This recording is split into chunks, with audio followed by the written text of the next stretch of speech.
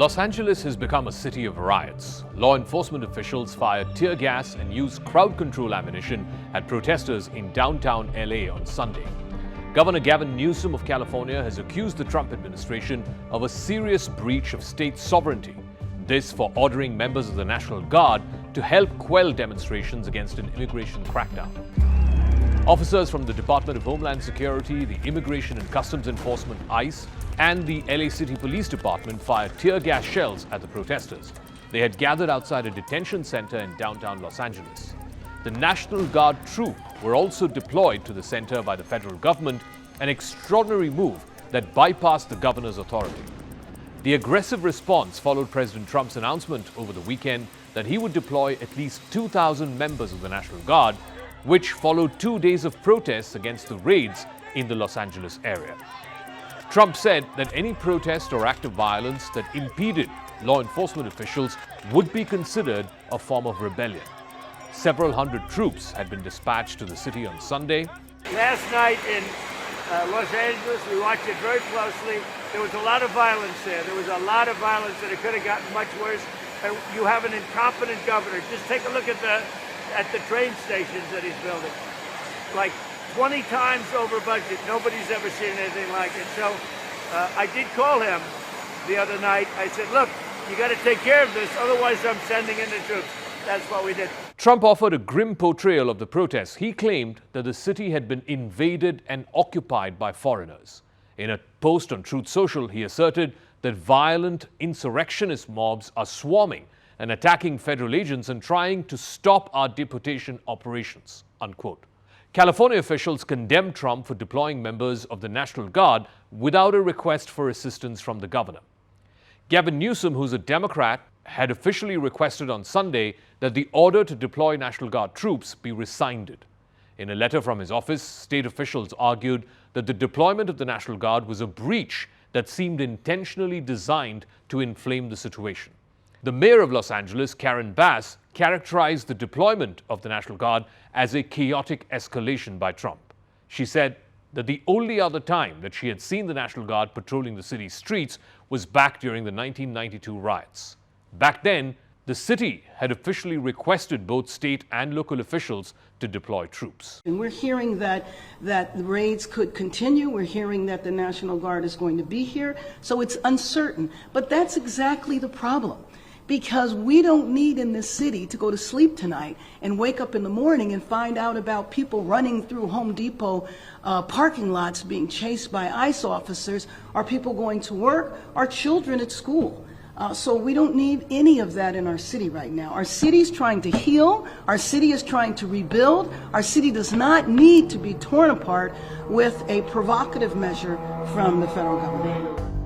Some protesters outside the detention center spilled onto the nearby US 101 freeway, blocking traffic on the highway in at least one direction. But later, that was quelled by the police.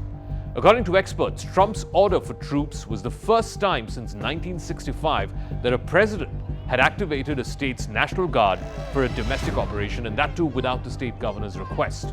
The governor can request the president for deploying the National Guard either to quell an unrest or to enforce the law.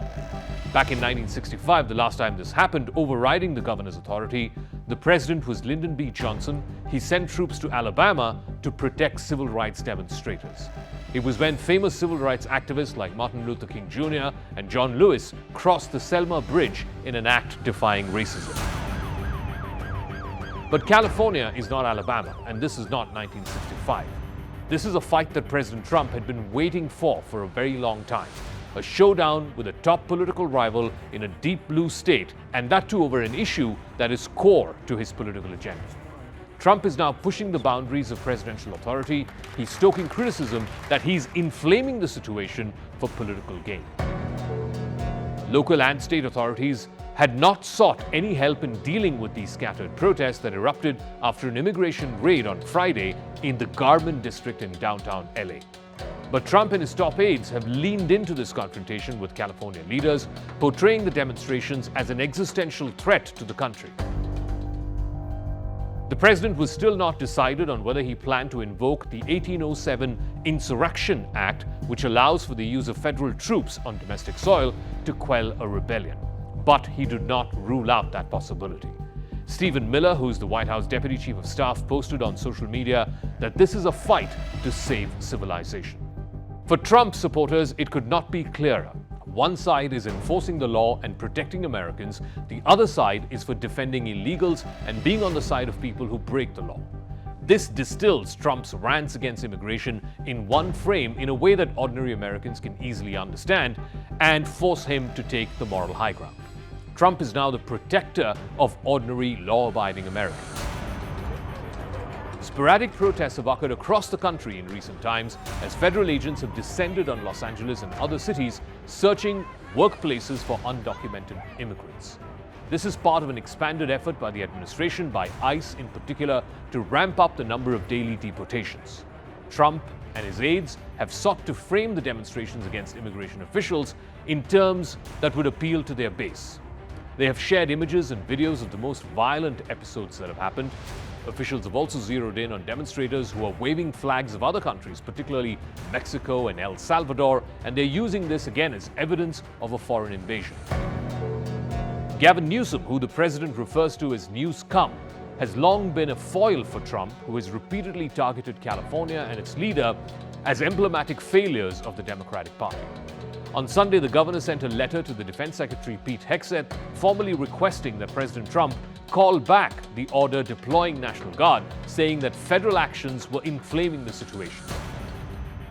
Trump appears to be deploying against the California state a similar playbook that he has used to punish universities like Harvard and Columbia, law firms that had represented clients who were against him, the state that was against him during the previous Biden presidency, and also other institutions and individuals that he views as political adversaries. Last month, he threatened to strip large-scale federal funding from California, maybe permanently, over the inclusion of transgender athletes in women's sports. And in recent days, his administration has said it's going to pull back roughly $4 billion in federal funding for California's high-speed train. It's a prestigious project. It's been long plagued by delays and funding shortages. One thing is clear, that the daggers are now drawn between Trump and his Democratic political opponents. Even former Vice President and someone who ran against Trump unsuccessfully, Kamala Harris, has weighed in on the Trump versus California fight. But ultimately, this is a fight that Trump likes picking. This is a fight that will also take away attention from the big one that happened last week between Trump and one of his close allies, Elon Musk. Right now, everyone is just talking about California.